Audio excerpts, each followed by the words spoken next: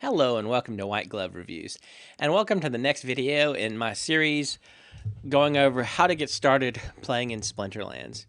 And if you've gotten this far in the series of videos, you're probably looking at something similar to what I'm looking at right now, where you're in the Novice League, you played a few games, and your results have been mixed. Now what I want to do with this video is I want to discuss options for getting into higher leagues. Now, first of all, you obviously need to play and you need to increase your rating. The second thing you need going up in leagues is if you click up here in the upper right hand corner where it says leagues and hit details, it'll show you the various leagues. And if you click on the league in question, it'll give you information about it. So for like the Novice League, your summoners and monster levels are basically level 1 for everything. And so what this means is the level of your summoner determines the level of monsters you're able to play. Now, for example, when you move up to bronze, as you can see right here, for bronze, your rating is 100 to 399 and etc., a bunch of other stuff. The thing that you really need to pay attention to with this, though, is this part right here where it says 1,000 plus power. Now, in order to get and qualify for higher leagues, you need two things. You need a higher rating, and you also need power, which is called collection power. And these are how many cards you have either you own or you are currently renting. And 1,000 collection power is not too bad to rent. Same with 5,000 and 15,000. So Bronze League is one of those things like you kind of got to go through it, and as when you're new to the game, it's good to sort of dabble in bronze a little bit. It's relatively cheap to play in bronze. Unfortunately, though, the payoffs and the rewards aren't as good either. Like your loot chests, you get less loot chests for daily quest and less loot chests at the end of the season, and also the loot chests are just worse. So what the goal is to be into silver 3. So you're going to need 1,000 rating and 15,000 power. And that's going to be our first big goal for this tutorial. But what I want to show you first is I want to show you how to rent into bronze 2 and sort of work your way up. So what you can do if you want is if you go to the upper left hand corner and you click on market, what you can do is you can click on card rentals, and you can see you can rent cards. Now, you're going to rent cards in one of two different ways. If you look up at the top, you see you have credits, and in this case, if you click on this, 1,000 credits is roughly equal to $1. So 10 credits equals a penny. And you can buy these with PayPal or crypto. The other currency is the in-game currency, Dark Energy Crystals. And you can rent things with either one of these. So if you're just getting started, what I would recommend doing is putting like $5 or $10 in credits, or if you have crypto, buy some DEC and have like some DEC to start out with. Now, I know that we've already just bought the spell book for $10, but you got to trust me on this. Being able to rent cards and move up your collection power through renting and also improve your deck through renting, it goes a long way to improve your quality of life and also the potential benefits you can gain from playing the game. Well, like for example, for our daily quests, like you see, we get a daily quest every day, right? So at our current level, the daily quest award is abysmal. You have almost no chance of getting a card, and you get one chest. If you move up to say silver 3, each chest has a 50-50 chance of having a card, and the chests pay out better as well. And also, you get 2 chests for your daily quest instead of just 1. So there's definitely an incentive to move up in leagues, and the rewards get better as you go up. And if you want, I'll include a link in the description. This page has information about leagues and how many daily quests, etc. And also, this has expected value for your chests. Although I got to tell you, these are not accurate, I don't think. The ones for the bronze, because this is pre-bronze reward nerf. I don't think they've updated this part. The chests just aren't that good. So if you wanna rent cards, what you need to do is your first target is going to be 1,000 collection power, and the way you figure out the collection power is there's an easy table to do it. And here's the table, and I'll include a link in the description as well. This is called the burn rate table. And so what it is in order to figure out the collection power for a given card, what you do is you take the rarity of the card and you line it up by the set. So a legendary, alpha, beta, or promo card is worth 3,000 collection power. A legendary reward, untamed, or dice from the last reward series is worth 1,000, and so on. And if you go down here to gold, a legendary alpha is worth 150,000 collection power. A legendary dice gold is worth 50,000. So what you're going to need is you're going to need 1,000 collection power. And one thing that's worth noting is if you look down here at the bottom, a common gold card is worth 500 DEC. I'm sorry, not 500 DEC, 500 collection power if it's dice, untamed, or this reward background. So that's basically like the last set of rewards before the current ones. So if you go over to market and you go to gold cards, you basically click on gold cards, and then we want to rent. So this card right here with this background rents for 0.7 cents a day and will get you 500 collection power. So if you rented 2 cards of about this cost, right, it would get you the collection power you need for bronze 2. Now, what I recommend doing when you're renting these cards is try to also rent cards you're going to play. And try to rent cards that you want to just try out. Cards that will have a big impact on what you're doing. And I have a couple of recommendations for just cards to try out and see what you think.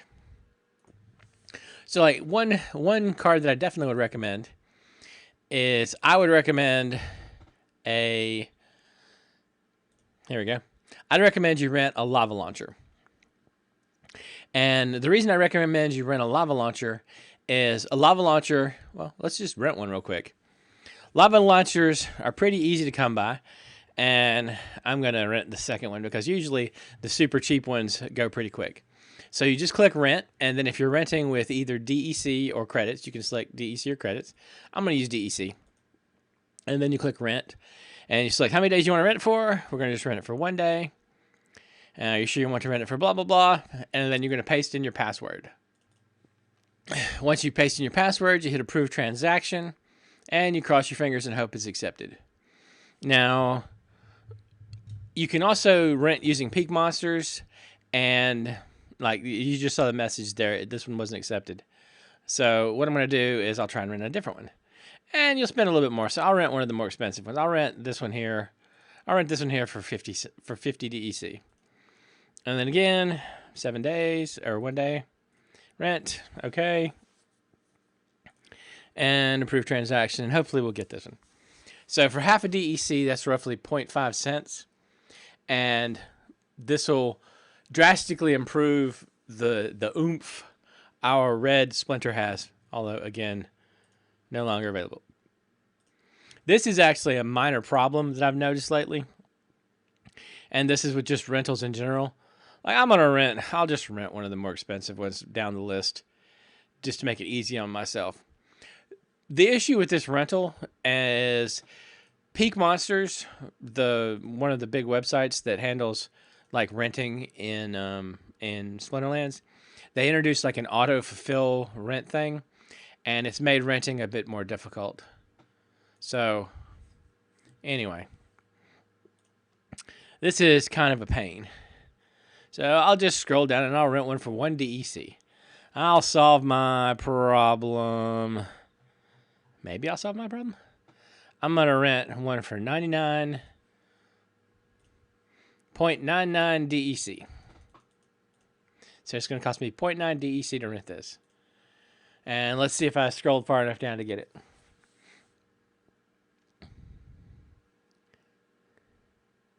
Well, we're waiting patiently. And maybe we get it. Okay, so we got it. Now, as you can see, what happened is this is the card we now have access to for 1 day. And you can see it under your cards here. So it's worth 100 DEC in collection power. So for roughly the cost of 10 of these, you can rent the 1,000. You can rent 1,000 collection power to get into Bronze 2. Now I have a couple other cards that I would recommend that you rent just to try out. And so let me show you the ones that I would recommend. I recommend a lava launcher just to test out. I would also recommend 2 water cards. I'd recommend an Axe Master because the Axe Master is really, really good. And he's only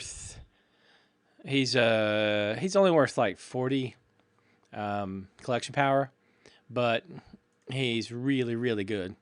So I'd recommend him. I would also recommend a Venari Wavesmith. And a Venari Wavesmith is one of the new rares. One of the new rares. I think if you rent a Venari Wavesmith and you rent an Axe Master, these 2 cards combined will get you through so many water fights in Bronze with no problems. Now, for Dragon, what I would recommend is let me click on Dragon. I would recommend for Dragon that you rent Jin Chihuahua. And the reason for this is the Jin can be your main tank, and the Jin has thorns. And as you can see, it's quite affordable to rent. It's like less than a cent, less than a DEC. So it has thorns. Whenever an enemy hits the Jin, it takes damage, which is really, really good.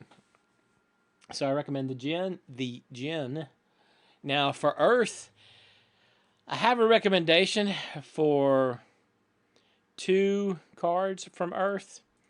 Now the problem with this though is one of these cards tends to be relatively expensive to rent. So the card I recommend is Mylar.